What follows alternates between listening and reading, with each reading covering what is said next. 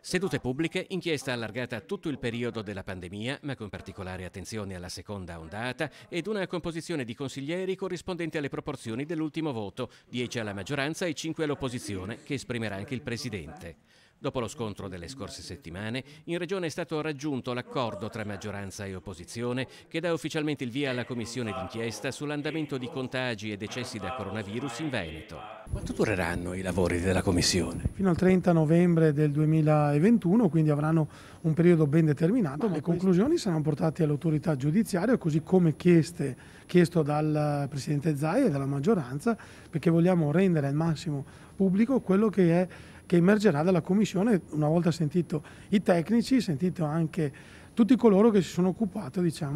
della crisi pandemica qui in Veneto. A Palazzo Ferrofini la soddisfazione è unanime, a partire dai primi firmatari delle due originarie proposte di delibera, i capigruppo della coalizione leghista Villanova e Pan e il capogruppo PD Giacomo Possamai. Per noi è un risultato importante perché avevamo chiesto con forza una commissione di inchiesta che analizzasse che cosa è successo in Veneto, in particolare nella seconda ondata in cui abbiamo avuto purtroppo il quadruplo dei decessi rispetto alla prima ondata. Abbiamo chiesto questa commissione perché pensiamo che sia giusto capire cosa è successo, sia nell'interesse dei veneti, dei cittadini, perché capire che cosa non ha funzionato è fondamentale. Un accordo che ci soddisfa perché sostanzialmente sono state recepite tutte le nostre richieste per quello che riguarda la Commissione, in particolare che la Commissione d'inchiesta sia pubblica, quindi che i veneti possano vedere cosa succede in questa Commissione d'inchiesta, che si prenda in esame tutta la pandemia, non solo una parte della pandemia, perché è importante poter confrontare le tre ondate, dopo che ci sia una buona proporzionalità sui numeri per quello che riguarda i consiglieri, quindi un peso della maggioranza maggiore, visto il peso che abbiamo in Consiglio regionale,